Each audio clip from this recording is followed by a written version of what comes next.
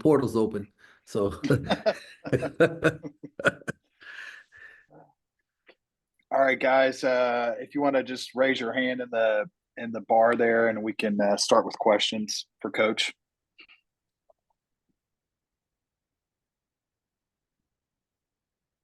Go ahead, Cullis.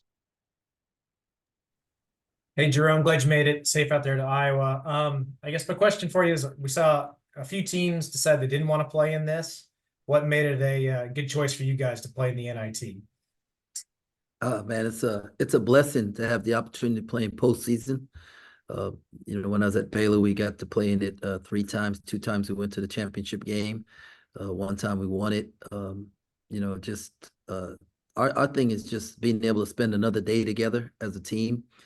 We love each other, love being around each other, have a great time, and so it's just exciting for us that we get to continue our season.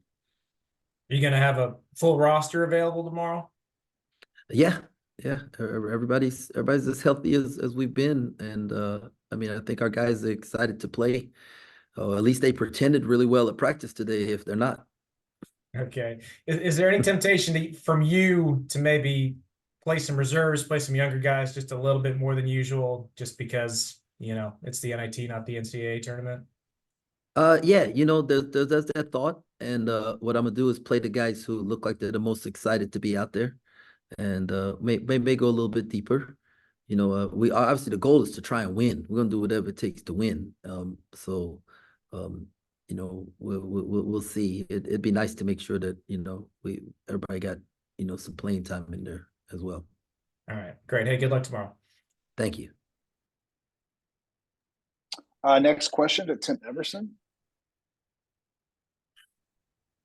Coach, I know at Baylor, you guys had a couple deep NIT runs. I don't know if there's anything that sticks out about those 2 runs that you're going to use this week, but what's kind of your memories of the runner up and then the championship?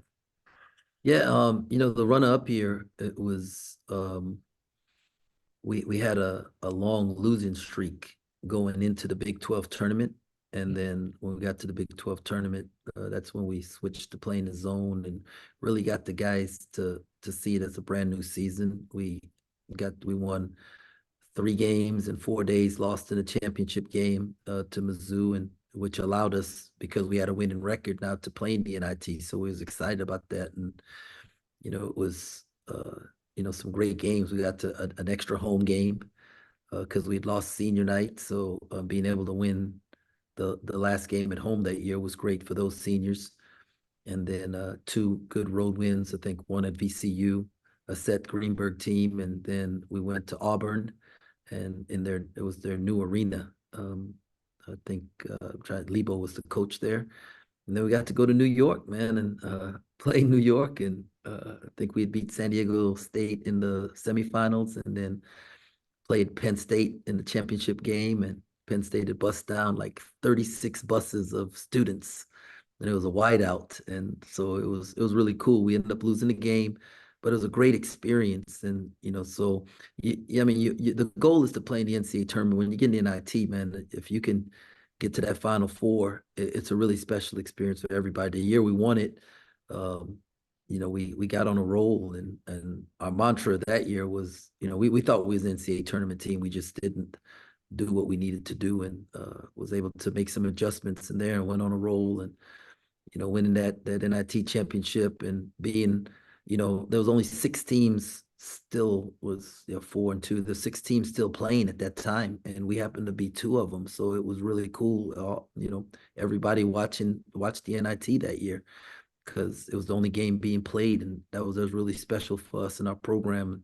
I remember Scott and I going out in the street corner afterwards and getting a hot dog. We didn't get we ate a hot dog in New York on the street corner, and so that was really cool. So I have some really great experiences in the NIT, and I'm hoping that we can help these seniors and these guys have great experience also. And then you mentioned it a little bit, but past 24 hours, obviously you guys get selected to be in this. The transfer portal opens. You're probably trying to juggle 1,000 different things. How crazy has the last 20 hours? It has been. It has been. I even told the staff this morning as we was preparing a practice plan and finishing touches on the scout and the portal. And I said, this is why people opt out, right? Because coaches don't get contract extensions for NIT invitations, and so that's the nature of it. And so I understand. I don't begrudge anybody for opting out. And I hope nobody begrudges us for staying in. It's where you're at with your program at that point in time and what you feel is the most important. And so everybody has to make their own decision, but it's definitely I can only imagine this is very similar to what football coaches experience in December, when there was high school signing, planning for a bowl game, trying to keep your guys, the portal open, and it's just a lot going on right now. Next question to Tim Fitzgerald. Hey, Coach, short preparation for Iowa. What have you learned about the Hawkeyes, and can you compare them to anything you've seen in the Big 12? Man, they're fast and they're tough, and very much like very much like BYU. Just they don't shoot as many threes, but their transition, they run. I mean, make or miss, they run fast, they get down the court. You look at them and the stereotype is that, they might not be as physical or whatever, but they are extreme. They grab and hold and bump. And I mean, they're a very physical team. And then they've got some really good players. Interesting, they play two bigs, and so that's going to be a little bit different for us. And then I think it's the Sanford kid. There's two brothers on there, and one's older, number 20. And I don't want to say his name, but man, what a heck of a player he is. And the Perkins kid is a terrific guard. And so, there's a lot. There's a lot. And the good thing, though, about these games is that we both have quick turnarounds. And so we're not going to really know them. And so some of the stuff that they ran all year, maybe other teams knew and took away, we're not going to be able to take away. But there's going to be some stuff that we run that teams have started taking away that they're not going to be able to take away. So it's, which team does the best job in transition and limiting second chance points. That's going to, and who really wants to play, who really wants to be there and play this game. That's going to play the biggest factors. In the Big 12, like every conference, you just play each other over and over and you get to know each other. You know what they're running. Is it going to be good for your guys to see a different opponent? Yeah, it is. It is. And this year in the 12, it wasn't quite as grinding as in the past where you played everyone twice. And then you got to the Big 12 tournament. It was the third time you're playing them. And, there was only a few teams we played twice. One of them happened to be Iowa State, playing them the third time. And so, that third one was definitely a grind. But, but yeah, it's a little different this year. But yeah, it's always nice to play somebody fresh who doesn't know you, and you can, you can get away with a few things. But on the other side, you don't know them as well either. So, thank you, Coach. No problem. Thank you. Next question to Mackenzie Nelson. Hi, Coach. Just wondering what you said to your team last night after learning about the NCAA tournament. One of the pillars of our program is that tough people do the next right thing. And if we say that we are tough people, then we're going to do the next right thing. And this is take advantage of this opportunity that we have and understand that it's a blessing because there's only 100 teams that are still playing. So 260 whatever teams, their seasons are done. And so it's a blessing to be where we're at. And we want to embrace this blessing and make the most of it. Thank you. Next question, again, Glenn Clinley. Hey, Coach. Wondering about being left out of the tournament this year. Will that change anything for you as far as scheduling or how you set up, whether that's non-conference or things next year? Or do you feel like it was just you got to win a couple more games?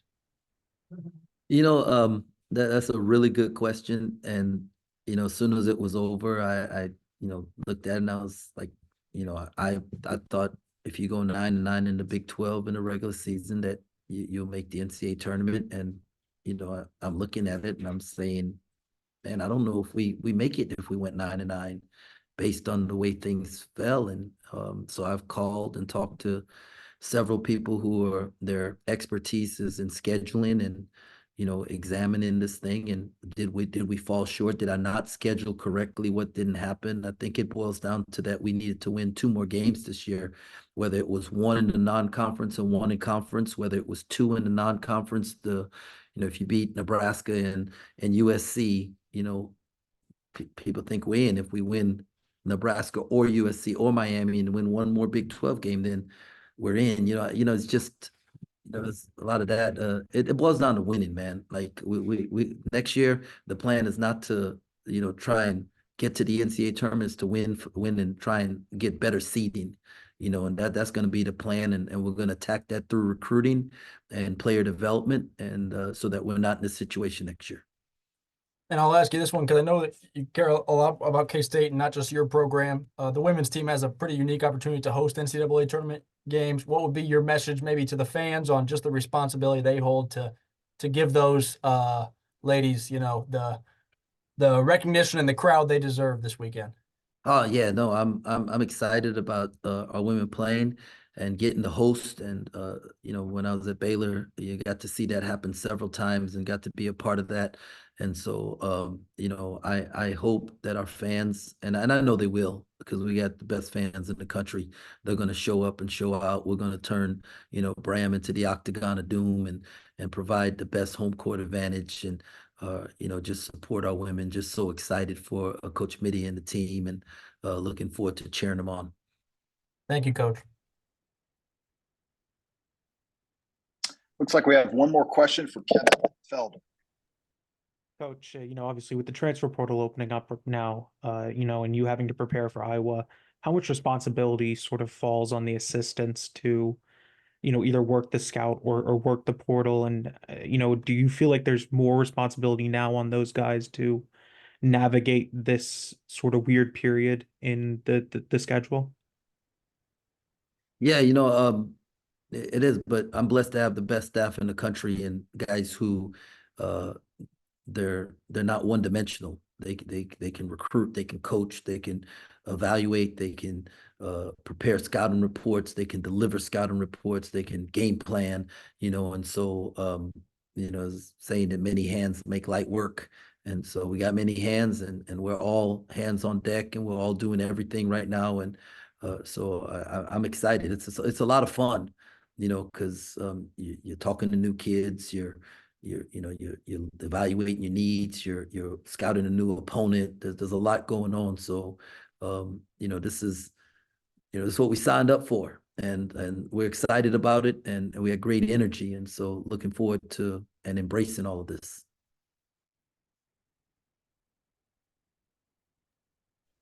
Okay, Coach, I think that's all the questions. We appreciate the time.